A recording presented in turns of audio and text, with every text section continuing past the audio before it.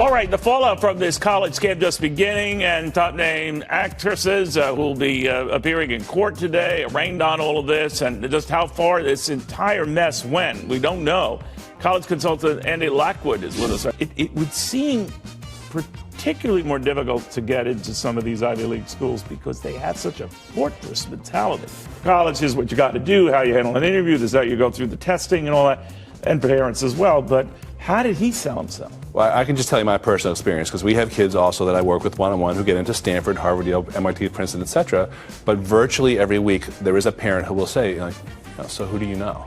So many different facets of the college process that I didn't really understand in terms of exactly how to navigate the Common App, what filling out supplements meant, how important interviews were, and the extent to which we needed to go see and tour schools, and just basically trying to make my college list, because I knew the type of school I wanted to go to, but I didn't know exactly how I would come about that or what schools needed to be on my list. College consultants and radio hosts Andy and Pearl Lockwood say more college applications are coming in, driving acceptance rates down, with selection based on far more than academics. A kid who's got an international background, who's an underrepresented minority, who's an athlete, who's a musician, great community service, who's a legacy, all those types of categories, those are chosen for up to 2/3 to 80%. We really love the fact that their starting point was all about finding the right fit for my daughter and helping her uncover a path. I was generally looking up online, and I looked you up, and obviously you had extraordinary reviews. That's where it was cool to have you to talk to. You made it a lot more relaxing and fun, because I think that's what I needed. It relieved my wife of all the anxiety and the tension. Everything was taken care of. It was almost like, take me wherever you want me to go, I'll go. And it turned out just perfect.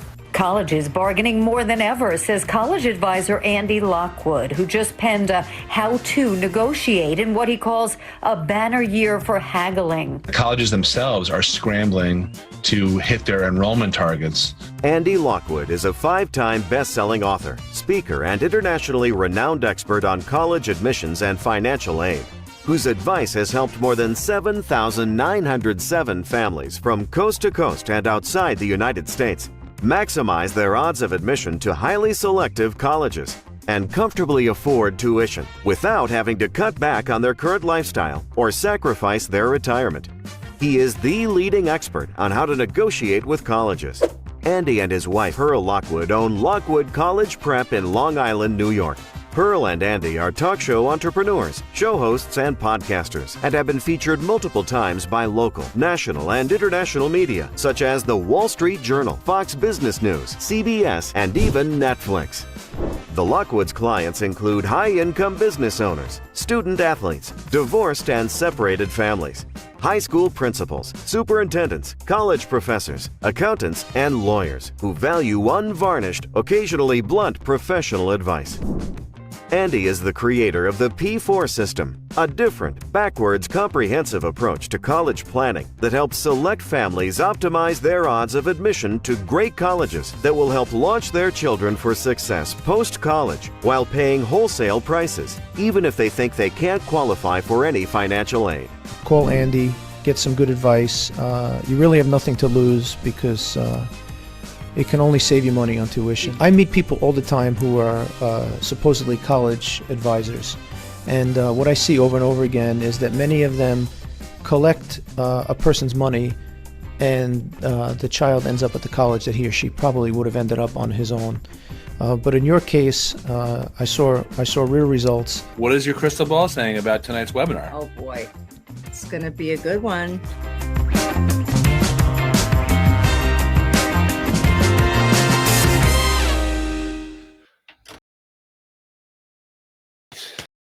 Welcome to tonight's Q&A. You got Q's, I got A's. Question and answers, unplugged. You're burning college questions. I'm Andy Lockwood from Lockwood College Prep, joined by Madam Pearl, or Peloton Pearl Lockwood, in the other room there, womaning chat. This is kind of a different webinar than we usually do, one that I prefer because I don't have to do any of the work to create slides. I have 5+ pages of pre-submitted questions that I printed out this morning. I know we had a whole bunch come in afterward. So I'm going to do my best to get through these in about an hour. I don't know if I can promise that, but I will do my best. And if you have any questions that come up, flag them as questions in the chat. Pearl will be moderating. And it looks like you guys can hear me and see, I believe. Chris from Germany, Gentian from Boston, and from suburban Chicago. That's about as precise as I need to know, I guess. Hello to Adina, Christina Albano, Deborah from Merrick. All right. D. Scott Myers. Should I ask what the D is for? No.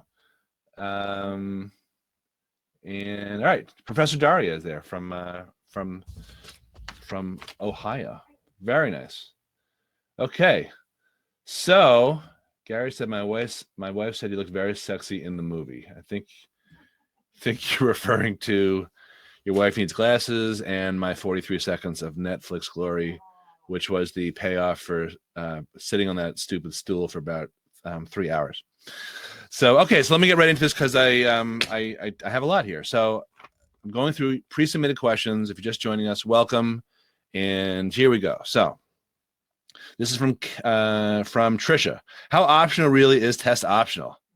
And by the way, I am going to not only am I going to be going fast, but I'm also going to be just spewing out what I believe to be truth. You know, my facts. You may have your own definition or versions of the truth. I'm not here to convince you. I'm just sharing what I have found to be true. But guidance counselors may not agree with me. Other parents may not agree with me. Okay, that's my disclaimer. Now I can actually start.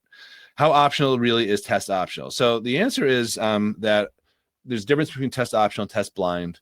Very few schools are test blind. I think the UCs, the California schools, are test blind for in-state, but maybe not out-of-state. Test optional means if you choose to submit test scores, then we will consider them. If you choose not to, then we will not consider them.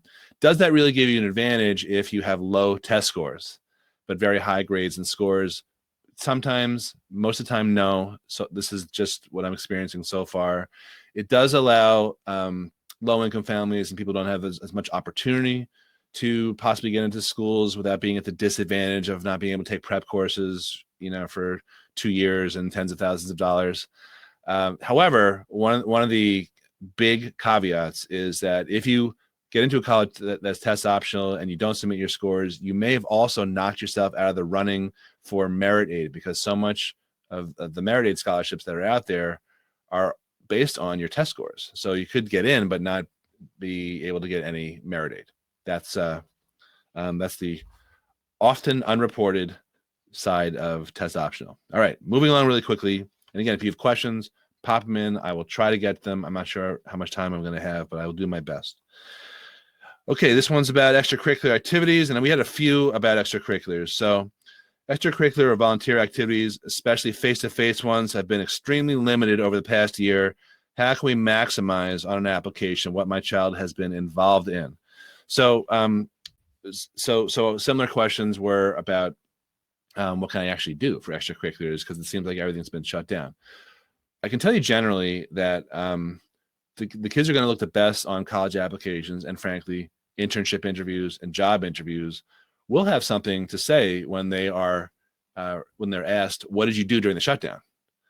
If you don't have anything to say, then that's not going to help you. It's going to hurt you compared to other kids, competitors, either competitor college applicants or competitor for internships, etc., who were entrepreneurial, who did do their own thing.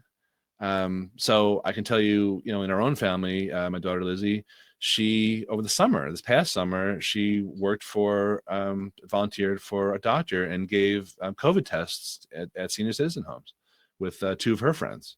So that wasn't, so easy to do or to find, but she found a way. And that's, I think that's what we all need to be telling our kids to do, is to think entrepreneurially and show initiative, because a lot of kids won't. So it's really an opportunity.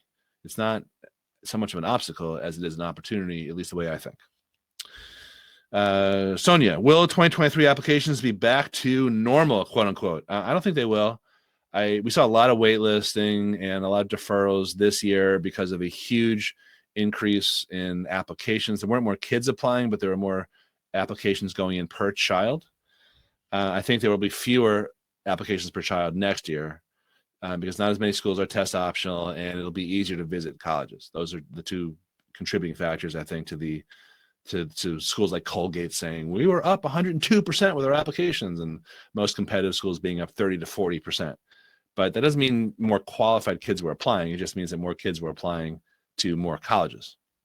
So I don't think that's going to be as excessive this year, but it's really anyone's guess. That's just a hunch. Okay. On this one is from, I can't tell. Okay, this is from Yanka.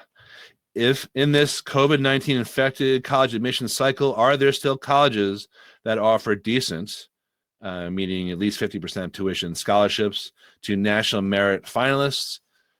Yes, and it's not just to national merit finalists. It's to any kid who is above or maybe in the top 10 to 20% of the cohort that they are competing with at schools, as opposed to colleges where they have to beg and borrow and steal and scratch and claw their ways in. So there's still plenty of discounting going on because that is the business model of colleges. High prices, big discount rates, especially the private schools. Okay. This is from Kate. What specific college admissions adjustments do we need to make for younger high school classes moving forward? I would say make sure you have plenty of safety schools. Don't only have top-heavy aspirational schools, and show interest to those safety schools. Don't just blow them off. Attend every info session that you can. Give them some sort of comfort that if they admit you, you will come. All right. PK. It seems like that's all I got for a name. It seems like colleges now want to know whether you will attend before they extend an admissions offer. Yeah, that is true. It's not really a now thing, though. It's been the last 10 to 12 years easily. Is applying early decision to a reach school the best strategy over the next few years, assuming you're willing to pay, willing to be full pay?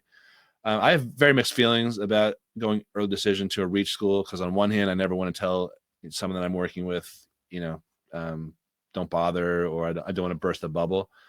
But on the other hand, frequently the discussion is, well, do you want to use your early decision chit, so to speak, on a college that admit that you have a 2% chance of getting in, or is that early decision ticket better used by a school that you have a 50% chance of getting in? So it's a strategy thing as well as a bubble bursting type of discussion. Dawn, how do you select safety schools? Well, I don't know if this is how does one select safety schools or how do how do I select safety schools? I'm narcissistic. I'll start with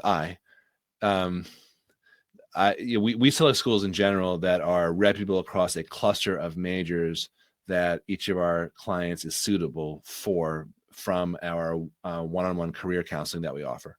Even though we're college advisors, our process is much more about what college prepares you for, not the actual 4 years of school, but the 40 years of school. One thing I always say to kids is like, look, if you just spend all of your time picking great schools, quote unquote, whatever that means, and getting, kind of mired down in how many times should I take the SAT, or, what should I write my essay about? All those things are important, but those are sort of like lower level tactical as opposed to higher level strategic things. So I always say, like, look, you wouldn't rush to the airport without any clue where the flight was going, right? So let's talk a little bit about where that flight could be going.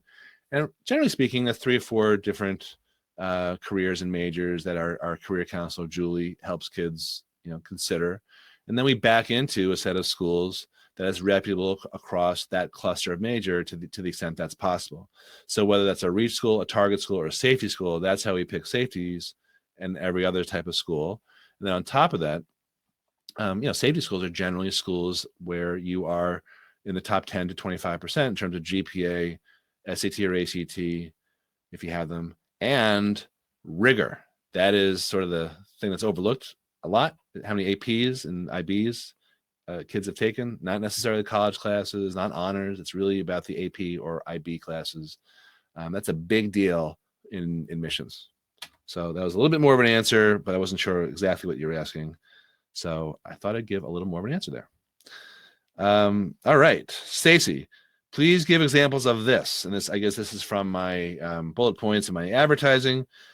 how highly credentialed students got deferred, waitlisted, or even rejected from safety schools, while their lesser credentialed, less quote unquote deserving competitor applicants got admitted. So what I was referring to in that is this year, many kids who had very high GPAs and scores and rigor got rejected or deferred, mostly deferred or waitlisted from their safeties, whereas kids who didn't have the same chops academically, who had lower GPA and SATs and ACTs, did get in. My feeling, not just mine, is that the reason those kids were admitted is because those colleges, and I'll just use some examples, University of Miami, Tulane, a few others, they felt they had a better shot at landing the kids who felt kind of lucky to get in, as opposed to the higher credential kids who were, using those schools as safeties, in their view. That's just a theory. We'll see if that can even be proven ever. All right, Gary, is anyone lobbying Congress to reverse the recent change for 2023 and how the expected family contribution will apply to families with multiple kids in college? So let me explain what that means. There's going to be a financial aid change that goes into effect in 2023 that there's a bunch of changes. And I did a whole different presentation on this, but one of them is that if you have one kid in school now and another family looks exactly the same on paper as you financially, income-wise and asset-wise, but they have two kids in college, they have double the eligibility. In 2023, that goes away. Whether you have 1 or 5 kids in college, you're going to be considered the same way. Pretty dumb. And there are people supposedly who are trying to get that reversed. That's all I know about it. So hopefully that will be reversed. There's also been changes for 2023 for divorced families, how a certain untaxed income is treated. So that's another presentation I definitely don't have time to get into here, but I did that one already a few weeks ago. Andrea, how do you think 2022 will look in comparison to 2021? Now, I talked about that a little bit before. I think it's going to be less crazy, but still a little crazy. That's my best guess. Linda Curzon, how do you recommend navigating through being waitlisted by your top pick schools? Is there any chance of being admitted? What's the best plan for a gap year? So I can answer one of those.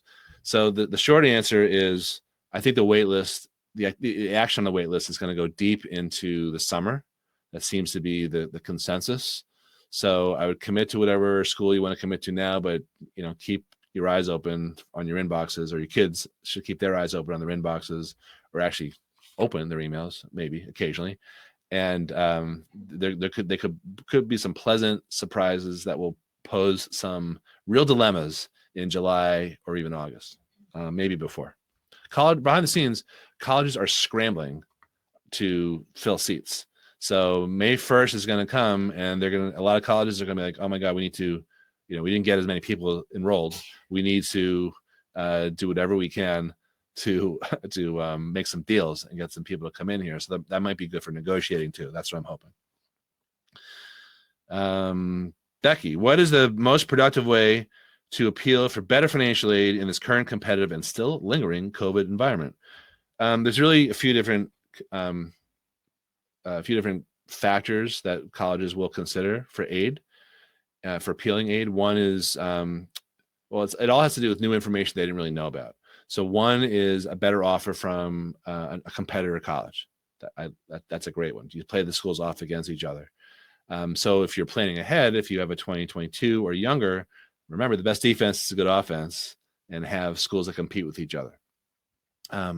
Another type of change in circumstance is income that dropped. So in financial aid, there's a 2-year look back on income. So for example, kids getting financial aid awards now, that's based on 2019. Some people had a better 2019 than they had in 2020.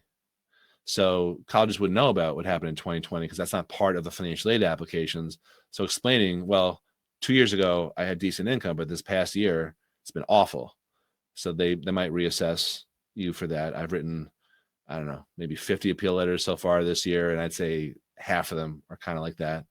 Another new circumstance that they might consider is an unusual expense, like medical bills, or a family member moved in, legal bills from a divorce, something like that. Not you pay high property taxes. That's not new information because they know where you live from your zip code.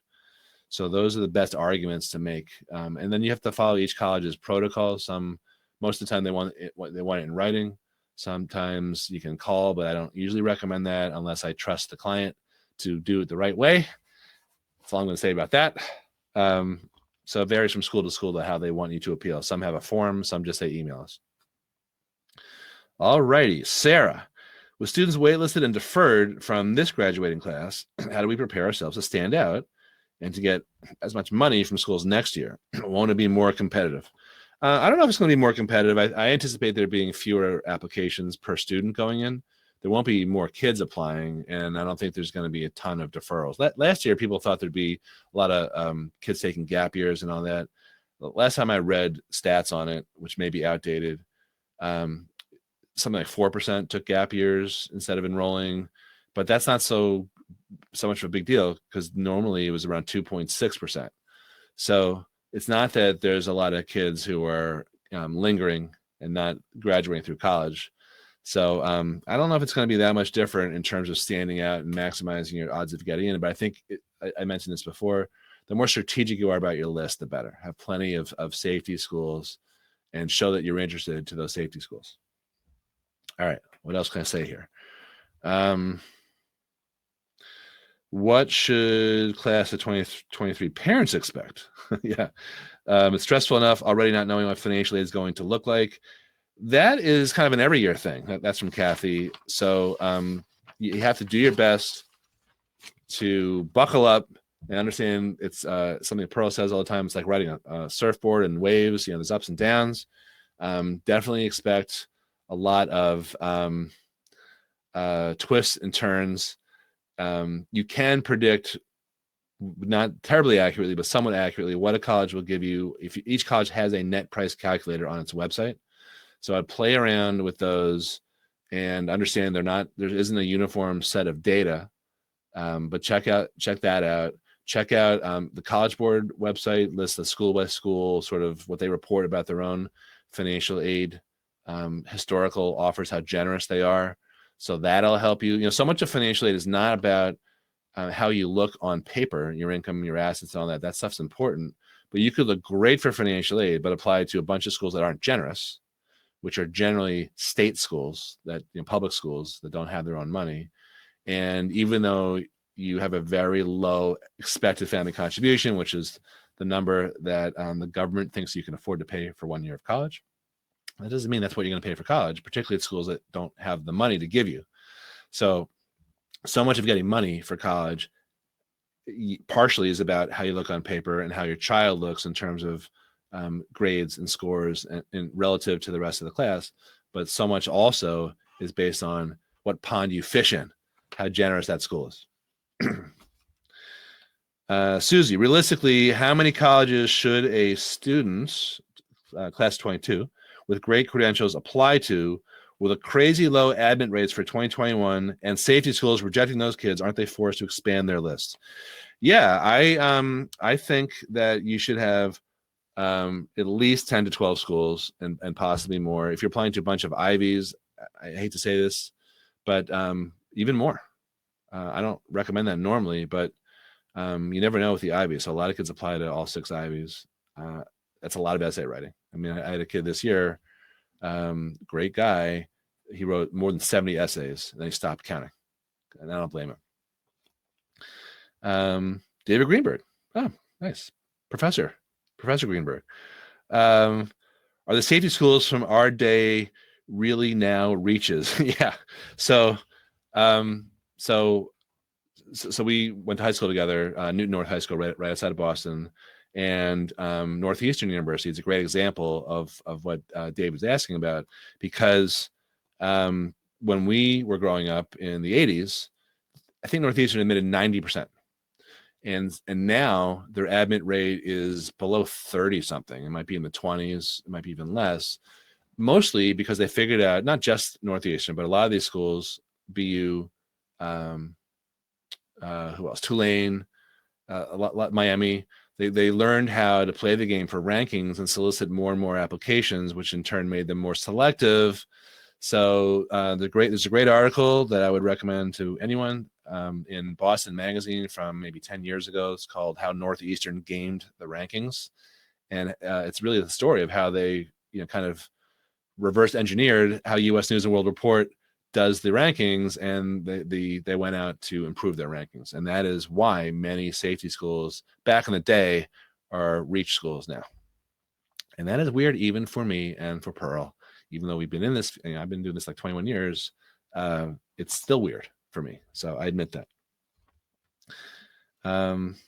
Maria, University of California system is meant to serve the top 10% of California students.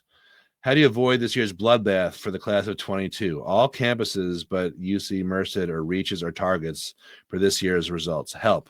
Yeah, I mean, there's been so many weird, radical changes in California, not just the education system, that it's forcing a lot of kids to go out of state. I don't really have a good answer for that, other than don't count on getting into the UCs that you had hoped to get into. And then they're abandoning testing, so I'm not really sure how they're going to evaluate kids. It's a big mess there. So I feel badly for you, but I definitely don't have a magic wand for that one. I wish I did. Okay. All right. Young, how do you determine when to submit a less than stellar SAT score? Is there a rule of thumb? I'll tell you my rule of thumb. This may not be everyone's. If you're in the top 30% of that cohort in terms of grades and scores, maybe even the top half in terms of your scores, I would submit. If you don't submit, the implication is, what do you think it is? If you don't submit your scores, but you attended a school where everyone took the tests, that's sort of the second half. That's part of my rule of thumb. If you didn't submit your score, I'm pretty sure admissions officers are not going to think, oh, he probably just didn't want to show off. His scores are too high. It's obvious the reason you didn't submit scores. If you attended a district where people could take scores. Now, the previous question was from someone in California. I had a client, just talked to him yesterday. He got into his top choice school, but he was over 6 in terms of taking SATs. That's John Hendrickson. Yeah. So he got a break, but kids from other areas, like a lot of, we have kids in private schools that administer the tests in school. So they don't get the same benefit of the doubt for test optional, the way I understand it. So if you're in the top half, preferably top 30% or higher, then I would definitely submit scores. That's my current recommendation, not university accepted. Okay. Pam, are SUNY colleges, state of New York, state universities of New York, going to be test optional for the next admission cycle? Not that I know of, no. Helen Chen, was the percentage of highly credentialed applicants for this cycle who were waitlisted or rejected actually higher than in the 2019 cycle and prior? My understanding is yes, by far. And what were the primary drivers behind this behavior of admissions teams? It's not really their behavior. They were just swamped by applications. That's why. What's that, Pearl? Oh, yeah, right. Pearl made a good point. International students, right after the election, they flooded the colleges with applications. And remember, we're in an era of like budget cuts for colleges. So there were all these, all these colleges reported these huge upticks, 30%, 50%, 102%, but they didn't hire more admissions officers. So they didn't have enough time to go through the applications either. That was another reason. Jenka, are the chances of admissions improving for marginal students who does not need financial aid? I think you're asking, if you don't say that you need money, or you indicate you don't need money, will that help your chances of getting in? In most cases, yes, either a little or more than a little, except the need blind schools, which tend to be the most competitive schools, so a marginal student may not be applying to those. So that can help, being a full price person. At any given college, roughly 25 to 30% of the families pay full price. So colleges need them to survive. And in fact, they subsidize the other 75%. So it's a good thing. All right. M.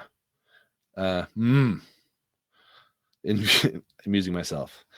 In view of the new topsy-turvy world, what do you think is the most important criteria that will determine admissions, namely GPA, test scores, etc.? extracurriculars. In order, it's GPA, rigor, and test scores. Most colleges still want to see test scores. Then it's like everything else, recommendations, extracurriculars that demonstrate character, that demonstrate initiative and leadership, stuff that not everyone else does, atypical activities, how you show interest to the college. Everything is important, but the big three are GPA, rigor, meaning APs and IBs, if you're just joining us and you're keeping score at home, and test scores for most schools. All righty. Tonia, if admissions next year being impacted by COVID kids taking a gap year, what do you think the COVID gap year influx will run? When do you think the COVID gap year influx will run its course? Yeah, I was saying before, I don't think it's as pronounced as a lot of people thought. So I'm kind of over it a little bit. Okay. All right. Moving along. I just have to make sure that I don't answer the same questions twice, because that would be dumb. Pearl, you doing okay in chat there? Okay. Melissa, for fall 22 applications, how will schools view extracurricular activities when many haven't happened and students are burned out and unmotivated? I said this earlier in a different way for a different question. The answer is everyone's in the same boat. So if your kid can suck it up and do something that is atypical and shows initiative and think entrepreneurially, that is a huge advantage. So do that instead. I didn't say that my advice would be easy to follow, but that is definitely the best advice I can give for that question. Paul, my daughter's on the freshman wait list for Baruch. Blah, blah, blah, blah. Do we accept another SUNY and then if Baruch accepts, decline the first one? Yeah, sure. I would definitely cover your bases and accept the offer that is your current best choice. That is related to a question that I've gotten about double depositing. So a lot of colleges say you can put your housing deposit in and we expect you not to do that to any other college. And that's probably the party line for what's ethical. What I want to suggest, and this is, I'm an amateur ethicist, to be clear, so you have to govern yourselves accordingly. But I would suggest is that perhaps your highest duty of loyalty is not to the college or to your high school guidance counselor, but to your own family. And I just can tell you in the past, I know a lot of people who put in deposits in more than one college and they don't get caught, or they hopefully don't get caught. So what I'm getting at is govern yourselves accordingly. I know I said that before, but if you do decide to put down deposits at multiple schools, I, as an amateur ethicist, will not join you. I mean, will not judge you. Did I mention before that this is a non-refundable free workshop? So yeah, so that reminded me right there. That prompted me. This is a free, non-refundable workshop. Exactly. Molly Fallon, I talked to your mom today, and your dad was too busy. He's playing golf, in case you're wondering. Molly, are you better off submitting a less than average test score or no test score at all in this new test optional world? Molly, I expect you to crush the SAT. Don't think like a loser, Molly. I'm kidding. No, I think it's a school by school choice, and I mentioned that before. If you're at the middle to top of the range, I would submit. If not, I would not submit. Molly is a great student, and she's going to do very well. Just to be clear, Brad, with more colleges moving to permanent test optional, I don't think that's the case, by the way. So I question your premise, Brad. Feisty, non-refundable. How much more important will GPA be? Yeah. Then Brad is talking about how great his high school is. Okay, good. And great grade deflation. Yeah. So if you don't submit scores, that by just mathematically, that makes every other part of your application, much more important. So, including recommendations and rigor, etc. So colleges, for the most part, are temporarily test optional. They're still playing around with it. Very few are test blind, like the UCs for out-of-state kids. So I would count on submitting if you can. Hector, how accurate is the information on iPads versus the useless zeroed out information on the CDS for most top tier and IB institutions? I don't even know what either of those is. I'm sorry. I'm probably going to sound ignorant here. So I don't know if it's information on admissions results. I assume that's what it is. I generally go by what colleges report themselves. There are ways to skew the stats, but they will report their admissions percentages. I saw something from Boston College the other day. They're, one of our clients, Chris Couch, I don't know if she's watching tonight. She posted something in our client only Facebook secret page about how BC, I don't know if you saw this, BC was bragging about how they had more applications than ever and the most diverse class ever. Yeah. Did you see that? Right. So I'm like, yeah, it was so diverse. We admitted white kids from Boston, white kids from Maryland, white kids from Westchester County, New York, and Long Island. So, but I would go right to the college source themselves. Giselle, where to start? Well, start at the beginning, Gisella. So I mentioned how I think this process should happen, and again, I'm not universally followed, or people don't think I walk on water for some strange reason. I think it's not about the 4 years; it's about the 40 or 50 years after, and that's where you start explore that, get a good sense, not just anecdotally but objectively, like how you're wired and what that could translate into in terms of places, plural, in the world where you can love what you do and actually make a living at it, and then pick schools and back into, it's a backwards approach, then back into schools that are reputable across those majors. Now, granted, most kids have no clue, why they want to be forensic scientists other than because they watch every NCIS, but they really don't know what people do all day in various careers. So that's where it helps to actually do some research. And I told you our process, if you do it on your own, it's the same. I would recommend the same process. But you start with the end, multiple outcomes. Because if you don't do that, then a lot of people, they switch majors once or twice or three times, and wham, you're on the 6-year plan at $75,000 a pop, or you major in something that no employer is going to value, and you end up coming out of college after spending $300,000, and you're working Chipotle, something like that. So that's why I think starting at the end is where to start. All right, Cher Douglas. What do you think about going the community college route and then transferring to a UC in California after 2 years? I think I think everything should be on the table. I really do. It's a big money saver.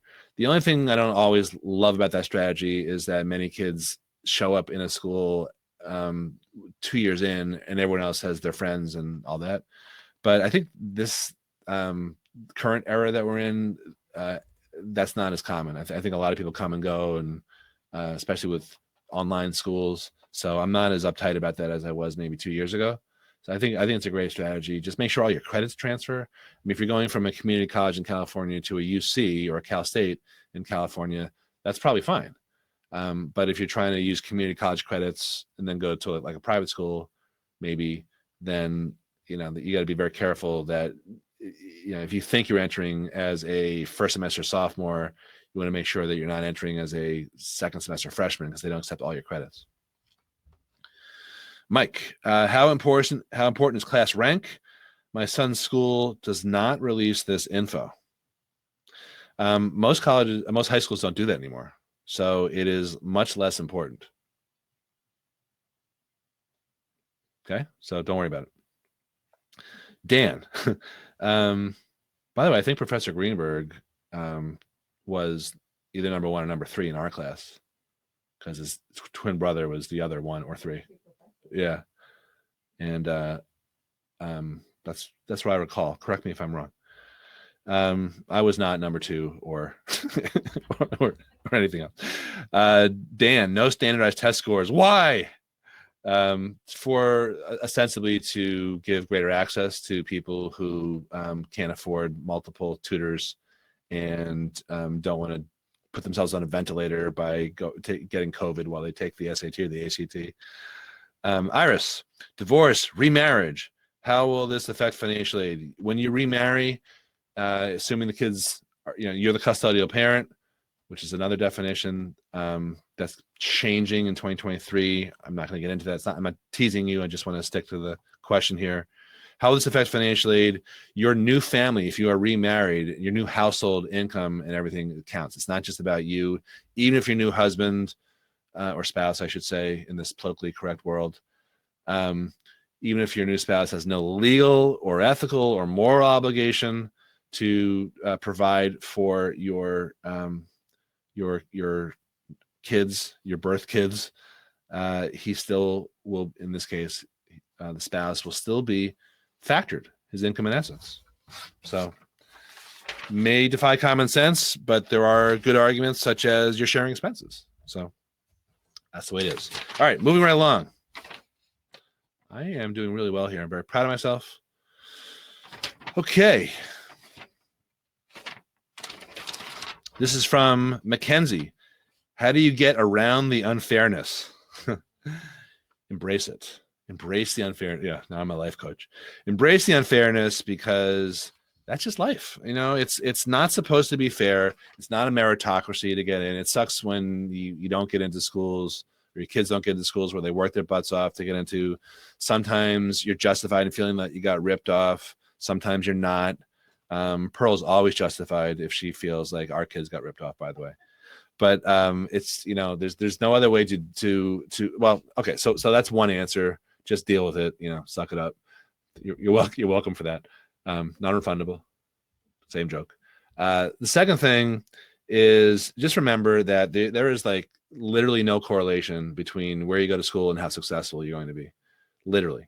Yeah, there are arguments that if you pay up to go to a Wharton as opposed to going to school that's a little bit easier to get into, you're gonna have a little bit of an edge. But I was talking to a client today who's a senior, and his son, their mom and dad, and the kid got into Richmond with no money being offered, and got into Ursinus in Pennsylvania, which is a great small liberal arts school that gave like a 50% ride. So basically, over the 4 years, Richmond's $300,000 and Ursinus is like 120 or something. So the dad's like, what do you think? And I'm like, are you asking me if I think it's worth paying, more than double to go to Richmond? I mean, no offense to any Richmond grads out there. Richmond is not Harvard. It's not Princeton. By the way, this kid applied to all those schools too. And even if it were Harvard, Princeton, I'd probably lose this battle. But if it were my daughter, I'm sure Pearl would insist that she go to Harvard or Princeton over Ursinus. But in terms of the outcomes, in terms of the rational approach to it, there's no correlation. People studied it. There's a lot of anecdotal evidence both ways, but no one can prove that it really matters where you go. People disagree with me, by the way, but as far as I can tell, there really is not much to speak of, or certainly enough to justify that delta between paying $30,000 a year versus $70-something thousand a year for a school that's not an elite school. I mean, it's a great school. I'm not knocking it. I'm just saying, like, how can they charge more than Dartmouth? Or that happens a lot. I have those discussions a lot also. All right, Maria Donahue. How can a rising junior prepare for the personal statement essay? So I'm doing this in April here, and I personally think it's a little early to be thinking about the essays, but I can tell you that one of the advisors that works with us, Beth, has been talking to a couple of clients about the essays just to get them kind of thinking about it in the back of their minds. And I do that with some kids too. But I wouldn't really start on it in earnest until you're done with all the finals and AP testing and all that. And then you can get serious about it. But I would read the prompts first. I would also think about what you're trying to say that's going to be interesting. The biggest mistake that people make on the essay, the kids make on the essay, is make them boring. And that can take on, a number of different varieties of boring. So you want to talk about something that is going to give an admissions officer who reads 1,000 applications a year on average, and each application might have anywhere from 1 to 7 essays, depending on the school. You want to give them a little bit of either entertainment or something that's thought provocative, something like that. So one good way to prepare is to read New York Post headlines, because the people who write headlines for the Inquirer and the Post and clickbait stuff on online, they are reportedly the highest paid copywriters in the world, because their job is the same as what a student's job is. That's to get your attention at the checkout line or whatever website you're on. So you stop in your tracks and you're like, oh, Brad and Angelina again. What's going on? That's what the college essay writer is supposed to do. That needs to do is to have something in that first sentence that makes the admissions officer think, that's interesting. I wonder what the next sentence is. And the purpose of the second sentence is to get you to read the third sentence, and so forth. A lot of English teachers don't get this, frankly. They don't really think as marketers. They don't understand that the job of the application and therefore the essay is to answer the question. This is a question that's not on the applications, by the way, but the question is, why should we take you compared to, I mentioned Northeastern before, compared to these other 60,000 applicants who kind of look the same as you? Why you? And you answer that not only on the essay, but that's a big part of it, but it's through everything. It's the entire body of work that starts even in 8th grade. It's definitely 9th grade forward.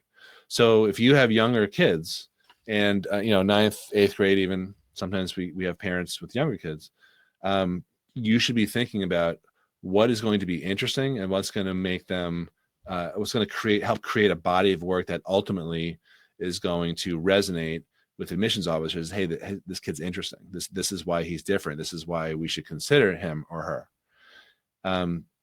Just to be clear, that is not a commercial to hire us or any college advisor.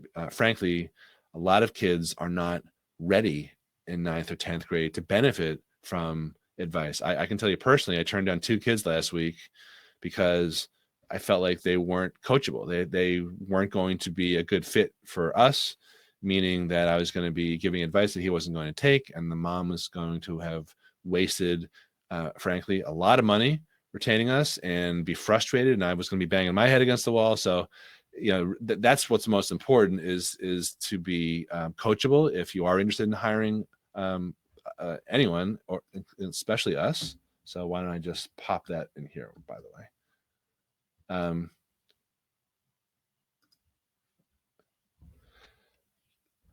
Most kids aren't really mature or young enough to be able to benefit from that. But that doesn't mean from hiring someone, but that doesn't mean that you can't start thinking that way. You don't need a professional, hired gun to necessarily, to help you with that. Your whole body of work starts in 9th grade. What happens with a lot of kids and parents is they had that college meeting in 11th grade, and they find out, now you're telling me about all the stuff I should have done from 9th grade forward. And then it's too late because you've done at least 50%, usually more, of what's going to be judged when you apply to college. What I put on the screen here is if you're interested in exploring working together and you want more information about our programs, you can set up a time. I don't have a ton of spots on my calendar, so if you're interested, go ahead and lock that up sooner rather than later. It's a very busy time of year for us, and that's all I'm going to say about us. I'm going to get back to the questions. Okay.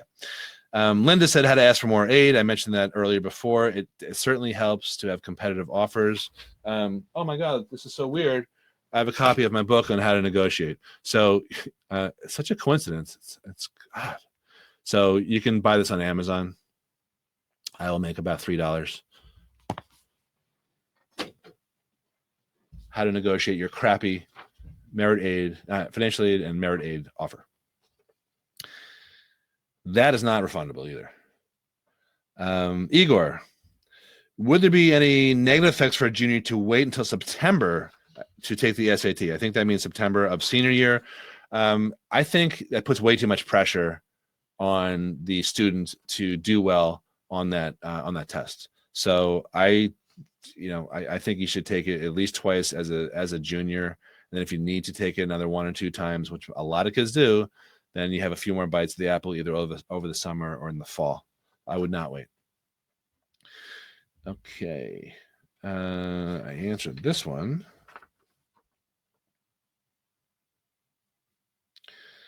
Allison Gardy, if so much doesn't make sense about the admissions process this year, what does make sense, and what can we expect over the next 2 years? So I actually think it does make sense, given my understanding and how I'm trying to explain it to you guys. It's really about how you market yourself, how to make yourself stand out, having plenty of safety schools that you demonstrate interest to. And I'm still finding kids are getting into great schools, one of their top choice schools. You may not get into every Ivy that you apply to, but you might have a 1470 and you're competing with kids who don't get admitted in a normal year who have perfect scores. So I don't really feel that that a bunch of qualified kids did not get into schools that they should have gotten into so far this year. The jury's still out. So I think I actually think it's just a continuation of a trend that's been happening, for probably 15 years. Deborah, how do you build a list of colleges from nothing? Well, I mentioned this before. We do it backwards. We think about careers, then back into schools. That's how we do it. Plenty of people do it differently. None. Several competitive colleges have declared test optional for the following year. Should we expect the same result, higher applications and more competition at selective schools? Yeah, I do. I think it's going to be not quite as much, but yes. Daria Narmanova. All right, Professor Daria. Gap year versus transfer. I'm going to interpolate what the question is. You're weighing whether to do a gap year versus transferring. I think there's something to be said for both. I do think that a gap year student is usually a little bit more interesting to an admissions officer because it shows, have you spent time outside of school to kind of, develop yourself and personal qualities and all that. Whereas someone who transfers, it's still valid, especially if you kick butt at the first school that you attend. But I see the arguments for both. It really depends on each child. Daria's child is like a genius, off the charts genius, and he will do great wherever he goes, whatever he decides. But consider both for sure. Rika, how many schools will class of 22 students have to apply to get into a school they are interested? Yeah, I'm going to say my rule of thumb is going to be 10 to 12 at least, and maybe a few more. Chris, with all the changes over the last year, especially with students now studying more online, what do you foresee as the future majors which will give students the best return on investment? So, I don't think that's really based on the changes. I think the majors that help do the best are the ones that promote critical thinking, which are usually considered like STEM. STEM majors seem to do a really good job with critical thinking. There's something called the CLAT, the Collegiate Learning Assessment Test, that actually measures kids' improvement in critical thinking from freshman year to sophomore year, I think, and then all the way through to senior year. And the majors that actually do the best overall are STEM fields, but also stuff like history, philosophy. Those, you may think, well, what's someone going to do with a history degree? You've got to also intern and get real life job experience along the way. But learning how to think in college is really the best major. So I don't think that has been changed by coronavirus, other than just to emphasize the networking. You probably need to do a lot more networking than you thought you had to do before, but that doesn't mean like before you didn't have to do the networking. So hope that's a good answer. Non-refundable. Laura, what's the right number of colleges to apply to? Answer that. What makes a school a target in addition to being in the ballpark for GPA grades? Does it need to accept a certain percentage of applicants from your state? So target school generally is evaluated, or people think of target schools as based on your academics. I agree to a large extent. I don't think it has much to do with kids from your state unless you're applying to schools like North Carolina, which admits 87% or something like that from, or 83% from in-state, and only 17% from out of state, or whatever the numbers actually work out to be. So you can look at their averages and think, okay, it's a target school, but in reality, the gross median for everyone is kind of a skewed thing, because kids from North Carolina have an slightly easier time of getting in than out-of-state kids. So geography doesn't usually come into play when you think about targets and safeties, unless you're applying to a school like that really it's very competitive and really favors kids from in-state. Okay, I don't know the answer to this, but I'm gonna read the question. What percentage of Ivy/MIT/Stanford early decision kids were minority, first generation college versus prior years? My understanding so far is that it is roughly the same, and it's not just those categories that have an edge for early decision. It's also legacies and recruited athletes that have an edge. So I don't get the impression that those percentages increased much, if at all. If they did, it was a little bit, but I don't so far I don't know. Diane, do you see that children who go to high-ranking private high schools have a significantly higher chance of getting into an Ivy League college? Yes. It's true. Yeah, I mean that's the thing. A lot of people don't really understand that certain high schools are feeder schools into Ivy League schools. So I'm talking about Andover and Exeter and Choate and Harvard Westlake out in LA, and Noble and Greeno in right near where I grew up in Newton. These are schools that send dozens of kids to super competitive colleges, and it's not necessarily that these kids are smarter or test better. It's just that the high school has a relationship, usually deserved, I will say, for having a rigorous curriculum, but also wealthy parents and perhaps alumni of those colleges. So yeah, there's definitely an edge at many private schools. It's not a rubber stamp, but if you look at the numbers, they are at Ivy League schools, the admissions rates are very skewed toward these feeder schools. All right.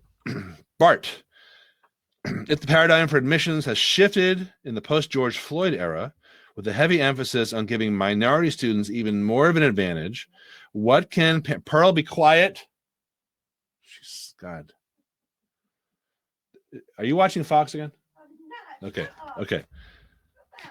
Just get out of the what is it called? The echo chamber. Quiet. That's not all she watches, okay, just to be fair. With a heavy emphasis on giving minority students even more of an advantage, what can parents and students who are not minorities do to get into top colleges? Pearl, you want to answer that one? So this is a non-refundable workshop, and it's not politically correct. The short answer is this is about colleges having their own institutional agendas. And it's not just about admitting minority students. It's also about stuff like wealthy parents and legacies and all that. So I think the best thing you can do is just understand the rules of the game and not be shocked that just because you have super high grades and scores that you didn't get in, because it's not a meritocracy. But a lot of it is about some of the stuff I talked about before. It's how you market yourself. So it's about strategic and atypical student activities that start early, not in 11th grade. Don't be a born-again junior. Start in 9th grade or 10th grade. So you have consistent atypical student activities, which I call CASA, consistent atypical student activities. And just understand that things appear to be changing based on media coverage, but I don't know how much they are really changing in terms of making it easier for minority students to get in. In fact, there have been some politically charged studies that have shown that a lot of the, not just minority, but a lot of the low income students who were admitted from all parts of the country, from high schools that were, not as, because they weren't as affluent, they weren't as comparable to Choate and Andover and Dalton and Fieldston. Those kids, even though they were admitted, a lot of them don't really do well in these colleges because they're not prepared. It's not an intelligence thing. It's just because they didn't go to these elite high schools. So, what I am seeing though actually is a lot of these elite high schools are doing more to reach out to underrepresented minorities and get them in to help prepare them, for admission to these top schools. But anyway, my advice is you just got to deal with it. You just have to understand the rules of the game. The earlier you start trying to distinguish yourself on paper, from the other competitors of all, colors and creeds and shapes and sizes, the better. But I don't think a lot has changed despite the media coverage. That's my call so far. Kate, how should kids approach not being able to visit colleges? Some kids are going, but we aren't. Well, let's hurt our kid next year when he applies. I think you get a break because, again, it's not worth going on a ventilator to visit colleges, even though I don't really think it's that binary choice. But they're going to be, and they've started to, these colleges have started to bend over backwards to figure out how to get people to visit colleges, because that's when they close. That's when they close customers. So so as soon as you feel comfortable, I would do my best.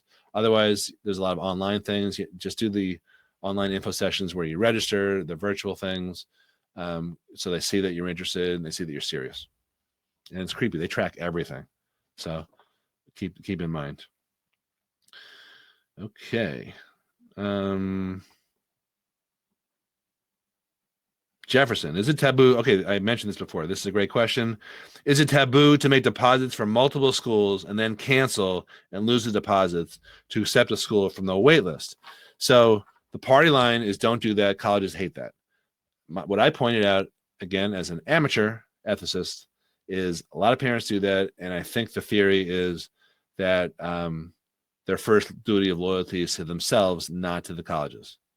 So you decide what feels right to you, and I don't judge.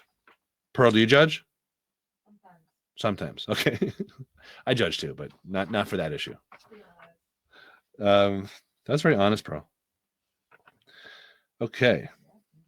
And how closely can a family estimate the real cost of a school if they do the net price calculator? So every college is mandated to have a net price calculator on its website. The issue is that there is no uniform standard set of data, but it's a good starting point, even though they don't all collect the same data. But that is that's all it is a starting point. It's also garbage in, garbage out. So if you make a whole bunch of mistakes when you put in your income and savings and all that, that's not going to be terrific either in terms of your results. Carla, I understand there are many scholarships to apply for, and where and when do I begin to search? Thank you.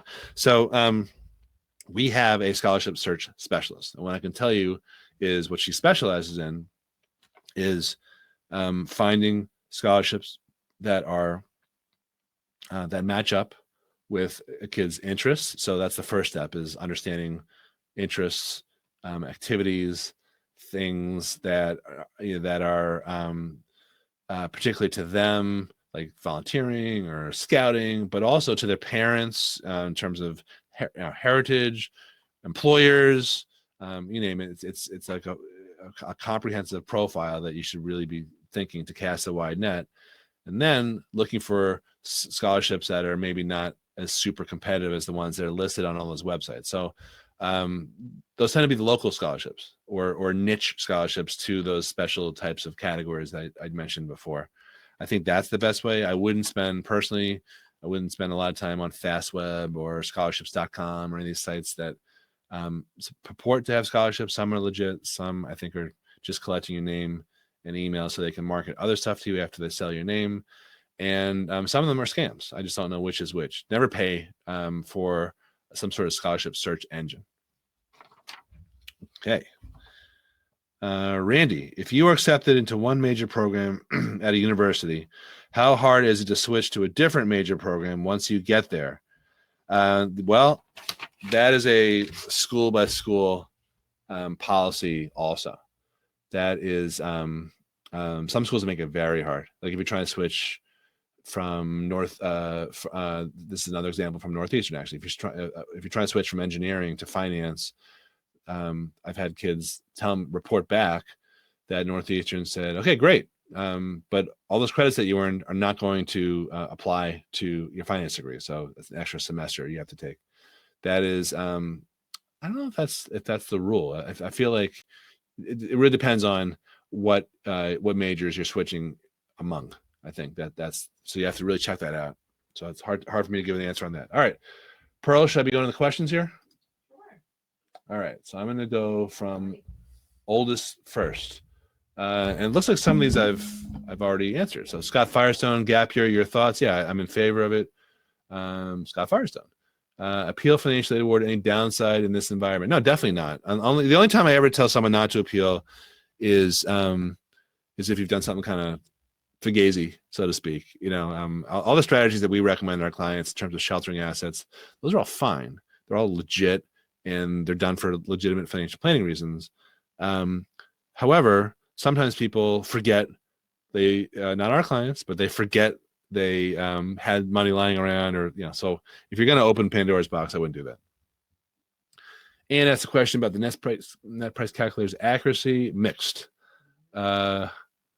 Ben, how do you know which majors are reputable at a college? Thank you. Yeah, there is no I wish there were an easy way to do that, but I consult several different sources. You can look at I think you can look at payscale.com. Forbes, I think, has some good information on that. I use my own sort of semi-proprietary lists and publications that I resort to. I wish there was one database, but Forbes is usually pretty good. Question from fellow Newton North alum Heidi Gash. How do you show that you are interested? Hi, just fake it. I know you hate these things that I do, but just interested for college.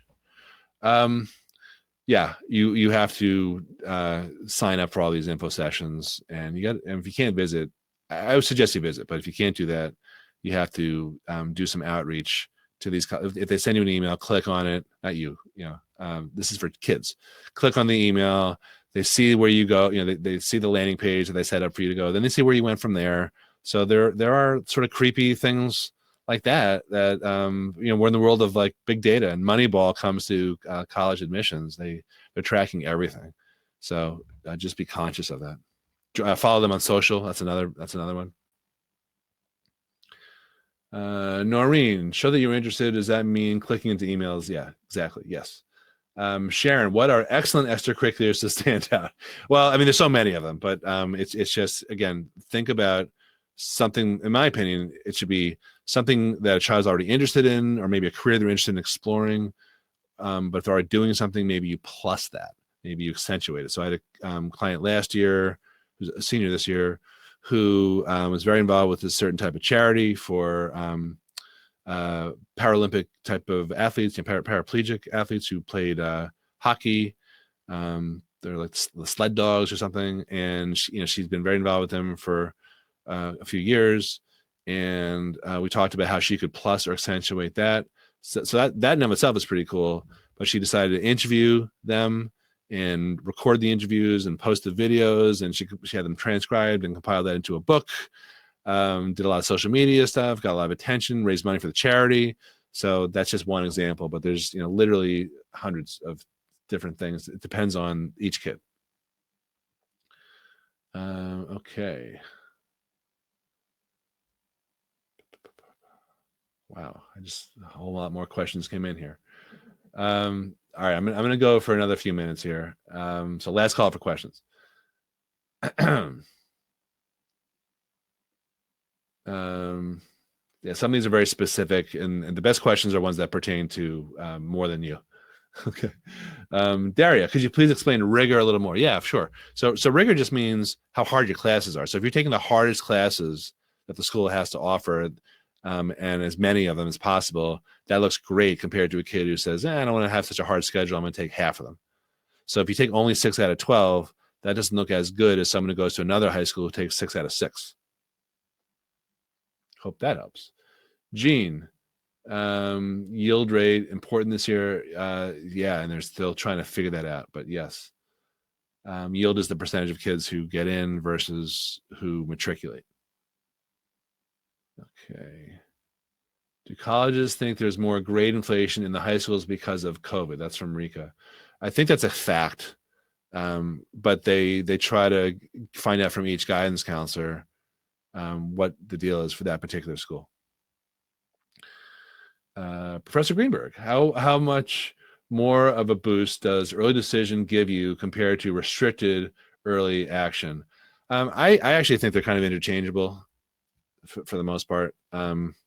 So I consider them one and the same.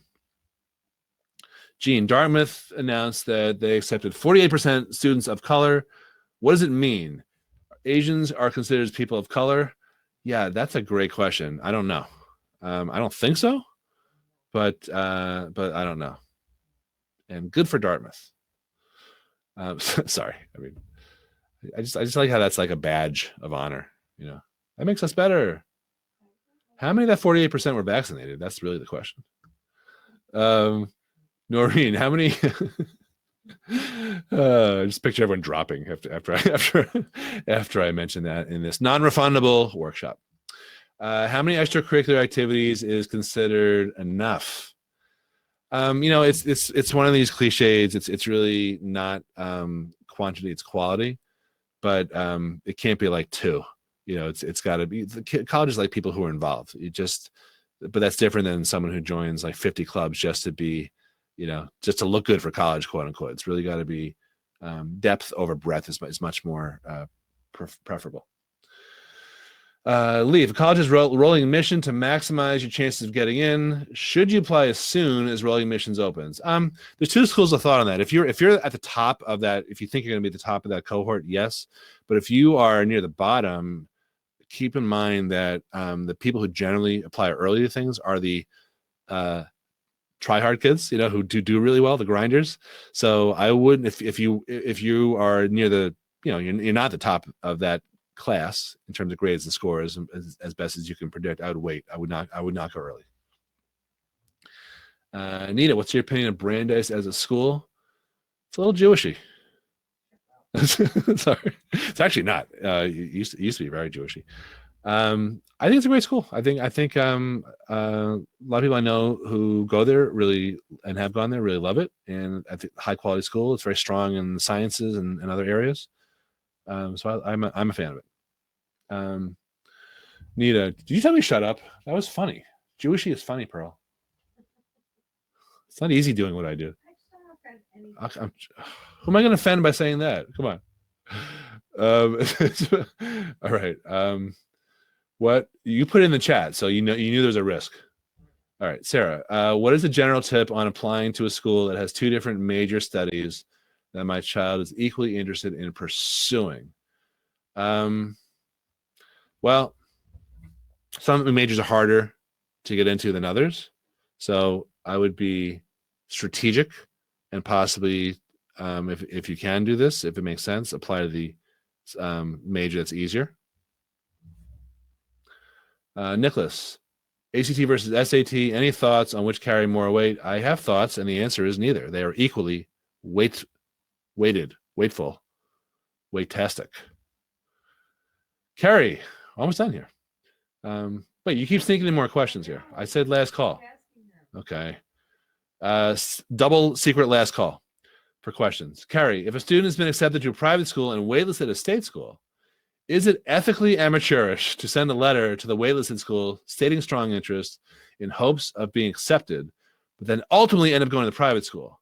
Parent wants state, child wants private. Yeah. Interesting question. No, I mean, if you're waitlisted, you're just showing that you're interested. So I mean, either I'm just a total sleazeball, or I don't see the ethical implications there. So no, do what's best for you, and you're not double depositing, which, again, I gave my opinion on that. This is nowhere near like that. Yanka Rondo. So if you have 25 colleges on your list showing demonstrated interest will be a part-time job. Yeah, 25 is a lot, and yeah, it can feel like it. Don't get crazy with it though. I don't recommend that. Just demonstrating interest all day, but you need to do it a few times a week. Gene, it was a bloodbath for New York City kids, especially boys. Are colleges comparing students before they accept them, since there was no double admits? No double admits in, not sure what that means. There's no quotas for high schools. I don't know if that's what you're asking.